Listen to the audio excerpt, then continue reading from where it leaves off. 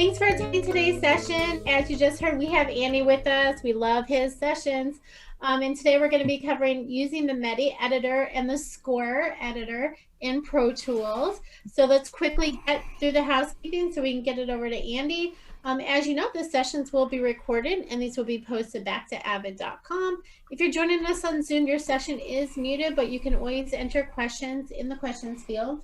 I will be trying to monitor the social feeds as well for questions, so go ahead and enter those in there as well, and we'll try to get these questions for Andy. So go ahead, chime in, let us know where you're watching us from. Looks like we have people from the UK, Brazil, Colombia. Welcome everyone for joining the session today. As you know, Andy Hagerman is one of our Avid master instructors, and he writes a lot of our curriculum, and he's just overall amazing.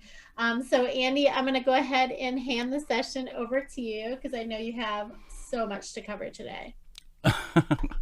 And the check is in the mail for those nice words. So there we go. So Dawn, you're seeing Pro Tools now, right? Just to make sure we're doing it right. Yep, I'm seeing it. Perfect. So hello everyone. Andy Hagerman here.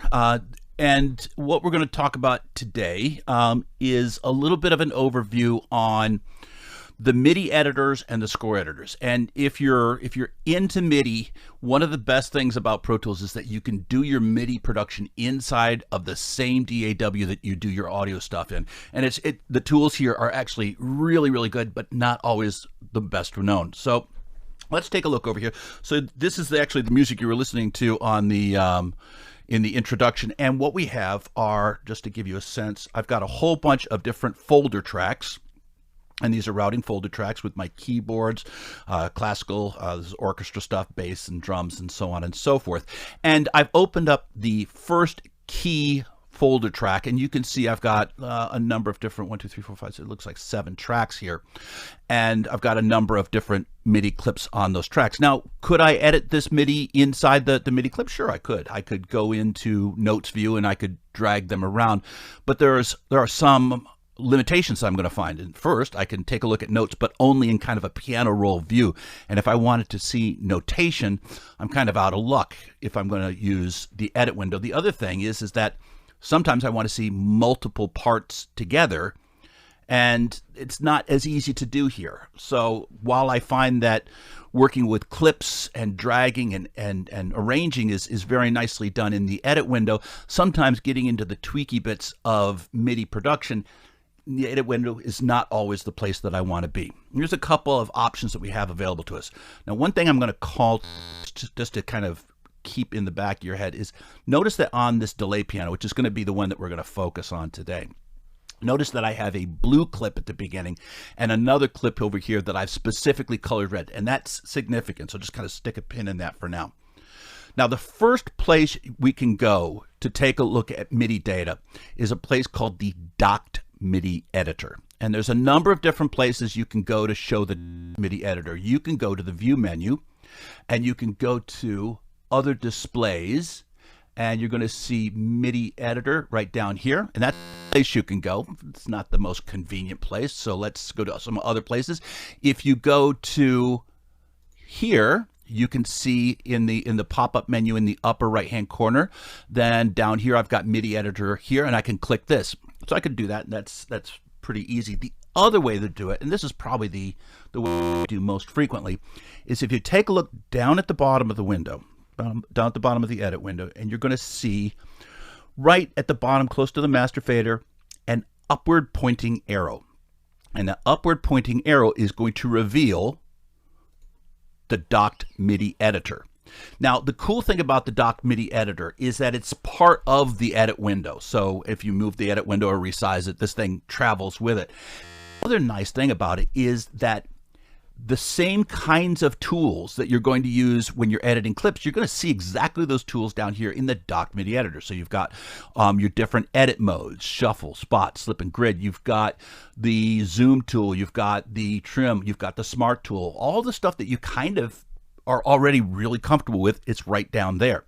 Now, the other thing that you have is over here in the tracks list is you can show, hide, or select tracks in the Docked MIDI Editor separately from how you have the tracks shown and hidden in the tracks list up in the main body of the edit window. But the method is the same. So what I'm going to do here is I'm going to take a look, and I'm going to show delay piano. It's already being shown. If I want to show another track as well, I can keep on adding MIDI data, and you can see some other data is creeping in there.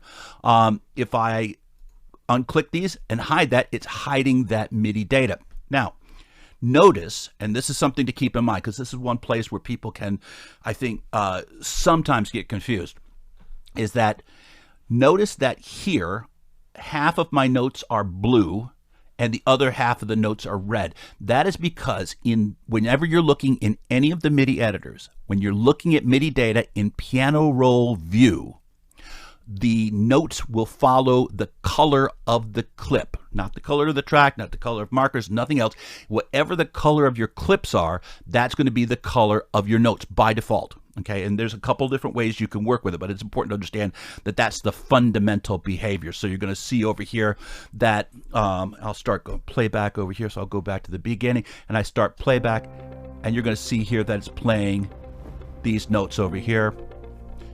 And you can hear the piano part, and you can see as it's moving over here at the top through this blue clip and then moves into the red clip, it's showing the notes for that one shown track in the docked MIDI editor. Now, it gets better, because if I want to, working with piano roll is all well and good, but you're seeing here I need up and down to see all my notes. And I'm a trained literate musician. I like to be able to see notation. And so all you have to do is click this little note icon over here. There's a record button, there's a solo button, a mute button, and right next to it is a little notation button.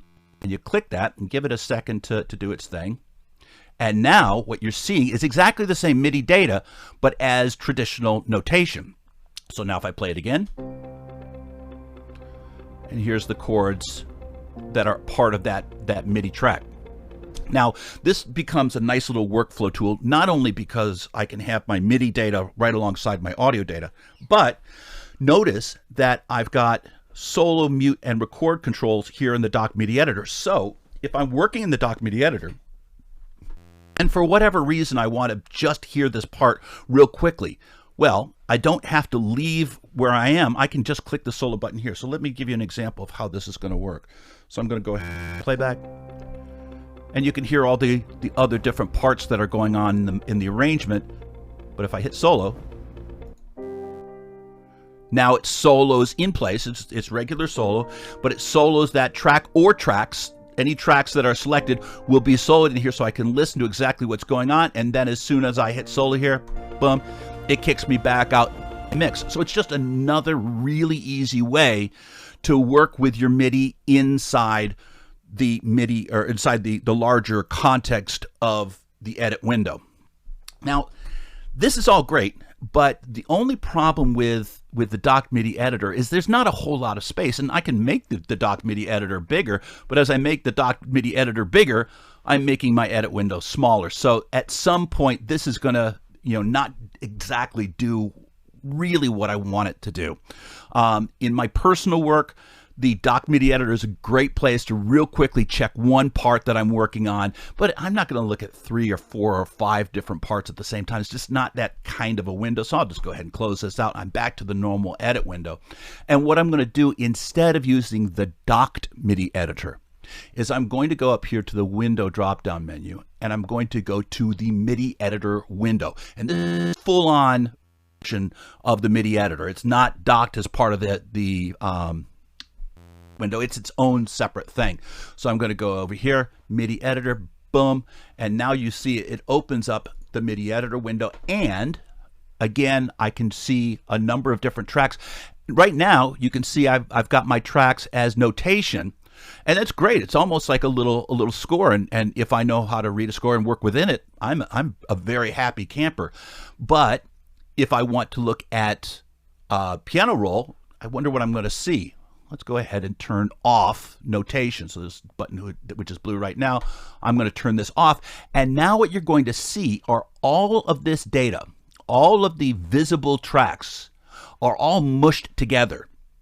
And it's a little bit of a problem. Now we've got a bit of an issue, because all of the clips, if you remember before, all of the clips that you saw in the edit window were blue, except for one clip that was red.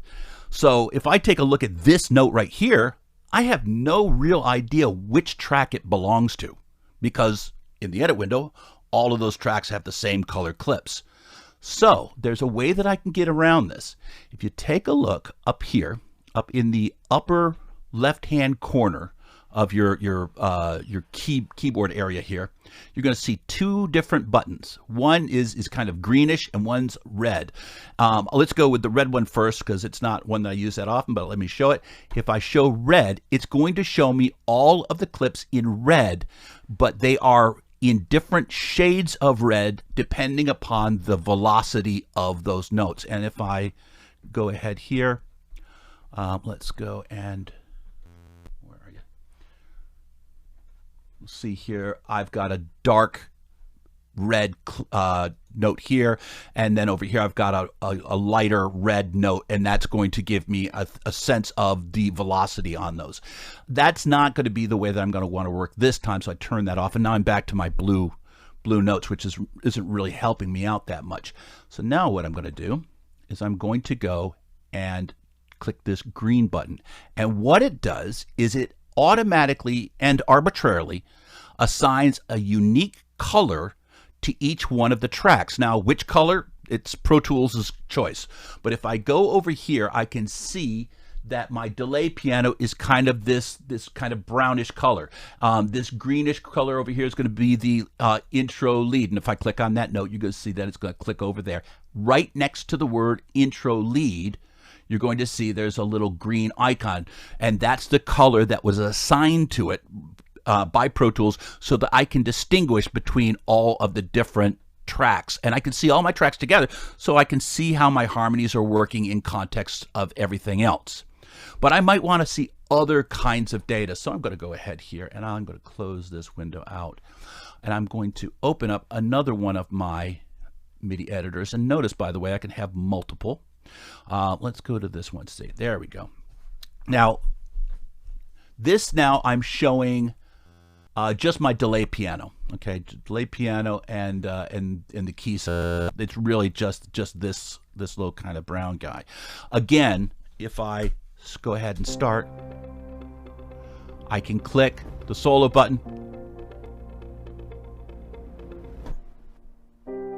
and it solos in place. So when I solo here, it mutes everything else in the edit window, which is great for me to preview what I'm listening to over here. Now, I can also see for any of my tracks. So right now you can see I've got my piano roll view, which gives me a lot of control over the beginnings and the ends of the notes.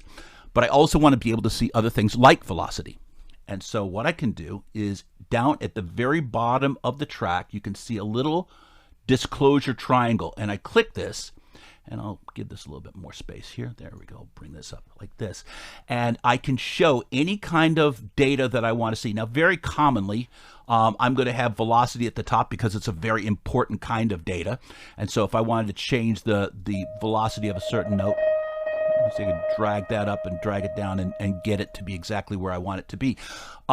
In the next column there, I've got MIDI volume. So there's MIDI volume for all my tracks. I've got audio volume as well for all of the tracks that are being shown. So if I start to hide some other tracks, then it's going to only show the data for those selected tracks. If I start to show more tracks in my integrated environment, you can see, for example, here's the MIDI volume for all of the different tracks that are being shown, and the data here is color-coded just like data for the track. So this orange note, that is going to be the same as the orange data over here. So all the color coding that you see in the notes up there is going to be reflected in velocity and all the other continuous controls. And I can see any kind of data that I want to see.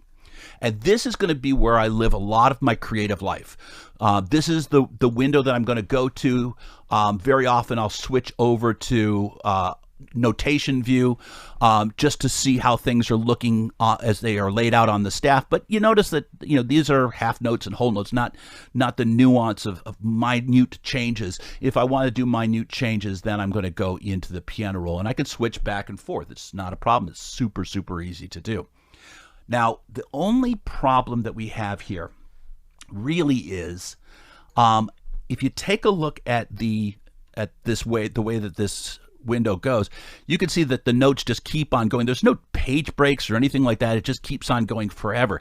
So if I was to print this, I would be printing out the Dead Sea Scrolls. I mean, it would be just a long piece of paper. So it's not a practical print method. So if I wanted to give this to a piano player, or if I wanted to give this to a live musician, this window, as great as it is for composition and for editing and for all the work that I want to do creatively myself, is not going to help me give something that's presentable to a musician that they can put on a music stand. In order to do that, I'm going to jump over to another window, and that is called the Score Editor. And the Score Editor, again, operates with a lot of the same logic as the MIDI Editor. And you're going to see here all the different tracks that are being shown. And I'm going to go ahead and hide all my other tracks except for my delay piano. Again, this is just one for the delay piano. Now you're going to see here that the score is tremendously large. So we're going to do some changes over here. And what I can do is I can go over here and I'll go to the score setup and I can put a title in, and I'll put, come on. And it's not letting me type because I'm on Zoom. Fabulous. So I could, let's see here. No, I can't type it. But I could type. I could put in that if I wasn't on Zoom right now. I can put the spacing, and I could start to change the spacing between staves and start to bring it down to something that's a little bit more. There we go. That's a little bit easier. So these are the distance between the staves, the distance between the systems. Whoops. Let's bring that down. Yep.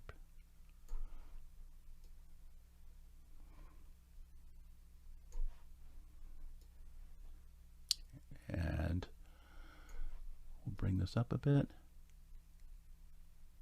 And we're just kind of jury-rigging this. It doesn't have to look super, super pretty. It just has to be something that we can output to a PDF file and give to them. Now, notice here, by the way, you can see there I have a selected note, and I can select notes here. I can do my composition in here if I really want to. I tend not to do it because there's no way in the Score Editor window to change between a notation view and piano roll. You're always in notation view. So this is really the way that I like to think of it. This is primarily for presenting music to a live performer. This is going to be for printing, and the way you would print it is you would go to File, and you would print the score, and it would print out whatever pages that you've got over here. Think of it as a very scaled down version of a notation program like Sibelius. Now, there is one fabulous feature in here that I think doesn't get enough press. So we're going to go over here. I'm going to do a right click, and instead of going to Score Setup, I'm going to go to the track settings. And you can see here, these are the track settings, and I can choose whatever track I want to configure. So I'm going to go to delay piano. Now it's a piano, so a piano generally lives on a grand staff, but if I wanted, I could put it on a bass clef. It's not going to work out really well because it's a piano, so let's change it back to a grand staff. Now, and I'm pulling on a topic that is possibly not wise for me to do so, but for people who are writing for live instruments like trumpet, clarinet, saxophone, and so on and so forth, these are instruments called transposing instruments. So, for example, a trumpet is a B-flat instrument. That means when it plays a B-flat, you don't hear a B-flat, you hear something different, right? And this is specifically for your orchestral instruments. And you can do something very cool here. You can do what's called a display transposition. So right now, this is being presented in the key of C, as a C instrument, as a non-transposing instrument. But if this was a trumpet section, what I would do is I would change this to B flat, and I would raise it up an octave. And now what's happened is I have changed the way the music looks. And you know, I could change it to E flat for saxes. You can change it for F for French horn. You can do any of the transpositions you're going to need to do. It doesn't change the way that track sounds in Pro Tools. It is a display transposition only, which means that this track, you have not actually transposed it. It still sounds the same. If I was to solo it, that track would sound exactly the same as it did before, but it's going to look different so that a trumpet player or a clarinet player or whoever, depending upon your transposition, can play it, which is a fantastic way to work. I'm going to take you back to C, and I'm going to put it back to a 0. So this is the normal concert pitch piano part. Now, the other thing that happens is that when you play a part live, so you play chords like this, you're not playing perfect whole notes or half notes or quarter notes or eighth notes. You're playing, within up to 1/960th of a beat. That's a tick. So what we also have over here, which is fantastic, is a thing called display quantization. So display transposition moved the pitches up and down visually, but didn't change the fundamental audio, the MIDI track that it's looking at. It was a visual transposition to make it easier for a trumpet player to play. You also display quantization, and I'm going to turn the quantization relatively off, and you're going to now see that's what I actually played. And if you were to print out this music for a piano player and say, play this, their head would explode because it's just too much detail, and it's more detail than you would ever need. So what I'm going to do is I'm going to make it appropriately clear what I want that piano player to do. So I'll go to something like, let's say, 16th note. And now we're looking at something pretty good. And actually, this is probably even more than I need. So I could even go to a half note. And now we're getting to the realm where this is a very readable, accessible part, and a piano player can play it. And again, this is only a display transposition. All of the nuance of the part still exists in Pro Tools. So if I go to the MIDI editor, if I go into the edit window, all of the human nuance of the original performance has not been changed. I've only simplified how it looks so that we don't give the piano player a heart attack when we put the music in front of them. And that's just a real quick look at some of the key points. And I'm going to do one other thing real quickly that I forgot to do before. I'm going to go back to, let's see here. Let's go to the MIDI editor. We'll go to this little dude over here. We'll go over here. And one of the things I want to show are some preferences. Now, you'll notice up here that your toolbar up at the top of the MIDI editor is not quite as extensive as the toolbar at the top of the edit window. And there's a lot of things we've done to save a little bit of space, and some of them can be a little bit confusing. So if I go over here, if you take a look at, I have the expanded edit tools and the expanded grid and nudge display, and I'm going to turn off expanded tools. And before we do that, if you take a look over here, you're going to see all of my edit tools. You can see I've got the grabber, trim, selector, the zoomer, trim, selector, grabber, scrub, and pencil tools. That is the expanded edit tools view. But if I don't want to give all that real estate to the tools, I can unclick this, and what happens is all of my edit tools turn into this one button. And what I can do, I haven't lost any of the access to tools. I just changed the way I look at them. So now I can see that the tool is the straight edge pencil tool, but if I click this button, I can go and change to the grabber tool, or I can change to the trim tool, and I can change even to the smart tool, and it gives you this little comb looking thing. And it just uses up just a little bit less real estate. But sometimes if you're new to the MIDI editor or the Dr. MIDI editor, this can be a little bit confusing. There's no right or wrong answer. It's just how you want to take a look at it. The other thing that I've got here is you can see I've got my grid setting over here, and I've got my nudge value over here. Again, that is because I have the expanded grid and nudge display. If I turn that off, then the grid display and the nudge display occupy the same space on your desktop. Right now, this is my grid, which is a quarter note. If I want to go and see what my nudge is, I click this little disclosure triangle, change it over to nudge, and there's my nudge value, which is a whole note, which is probably the least useful nudge in the world. And that is my whirlwind tour of the docked MIDI editor, the MIDI editor window, and the score editor. And hopefully at this point, Dawn, we have a couple of questions.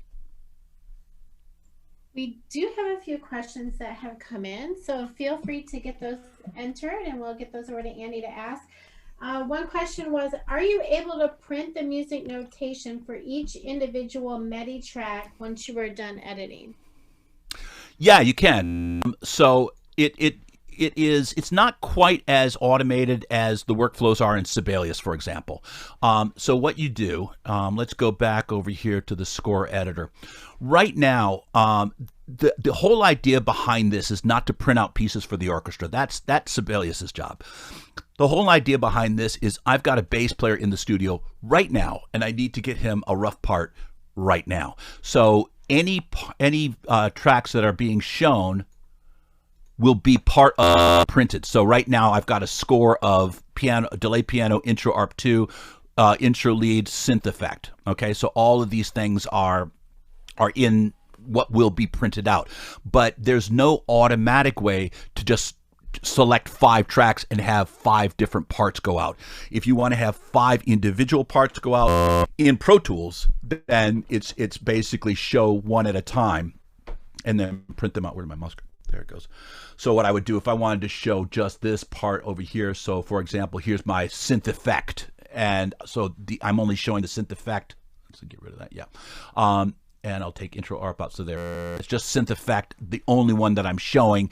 And so at that point, I would print that as an individual part, and then I would show one other individual part. So it is a little bit more manual and time intensive for this, but just remember, that's what this page is really designed for. If you want to create an orchestral score and then with one click spit out all the individual parts, that's what Sibelius is for.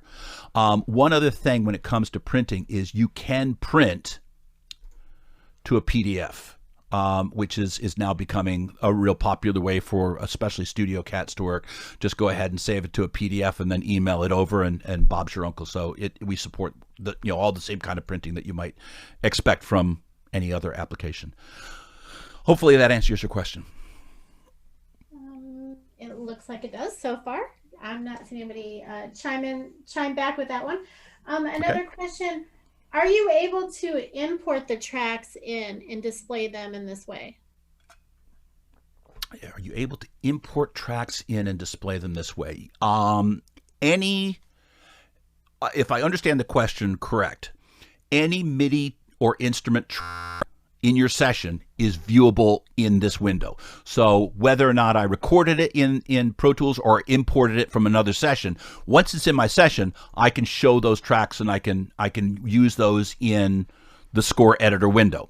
Alternately, if you take a look at the MIDI editor window, and come on, don't freeze on me. If you take a look at the MIDI editor window, which is nice, you're going to see all of the MIDI instrument and also aux tracks. Aux tracks are also shown in the MIDI editor window because we use aux tracks a lot for virtual instruments. So it's important to be able to show those if you really need them. Whether or not you imported them or whether or not you recorded them natively in there, they will all show up. If they're in your session, then they're accessible from the MIDI editor or score editor windows. All right, thank you. Another question's come in about the integration with Sibelius and Pro Tools. Mm-hmm. Can you speak a little bit about the integration? You sure can. So so if I go over here and let's say I'm going to select, come on, my computer's all of a sudden becoming disturbingly sluggish. So what I'm going to do over here is I'm going to go to File, Export. Let's see, I can export it to Sibelius, but I haven't done it so often that I think maybe, do you have to select the clip? And Pro Tools is really getting slow, because let's see if that's what I have to do. I have to get back to you on that. Yes. Oh, I know. I know why Sibelius isn't there, because I don't have it installed. Because I'm a big dumb animal. Yes, you can export to Sibelius, but you have to have it actually installed. If you don't have Sibelius installed, it's great, because I'm a big dumb animal. But yes, what this will do is it will take your selected MIDI tracks and it will spit it out not just as MIDI. So you can export as MIDI too, and it's going to export it as a standard MIDI file. But if you export to Sibelius, then all of your track settings, so how you have your staves, all of the, any chord changes, any symbols that you have over there that you've created inside of Pro Tools, key signature changes and stuff like that, that all transfers. So it does carry a little bit more data with it than a standard MIDI file. So if you're going to start writing in Pro Tools and then continue to do serious publication, then what I would do is I would do my writing in Pro Tools, and then I would export my MIDI tracks to Sibelius, and then in Sibelius, that's where you do your fine tweaking. That's where you do your really, really refined stuff. You put your glissandos and your cymbals and the whole 9 yards, lyrics and all that stuff, all the stuff that you can't do inside of Pro Tools. And then you spit out your parts in a way that is engraver ready, which is not what this feature inside. It's really important that the score editor, MIDI editor inside of Pro Tools is designed for the creative process, not necessarily for publication. And thank you for that. I know we're coming on the bottom of the hour. So I will note, though, we did have a few Sibelius ones that I also think touched on that integration with Pro Tools last month. So you can always go back and look those up at avid.com/online learning webinars and check out some of those Sibelius ones we posted. Andy, so let me see if any other questions come in. In the meantime, I will go ahead and share my screen over here so everyone can see our upcoming sessions. So hopefully everybody can see that. We do have sessions on Thursday next week. Right now, we do not have anything scheduled for Tuesday, but always keep looking. We may have something posted there. So keep an eye out for that. So Andy, thank you so much for the questions or for the presentations, and thank you everyone for joining for the great questions. If you do have questions that we didn't get answered, feel free to drop us a line at liveonlinelearning@avid.com, and I will get those over to Andy.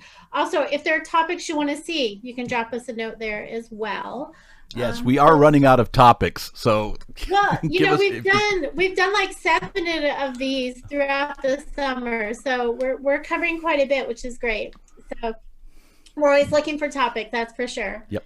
Of course, we'd love to have Andy's topics with us too. So,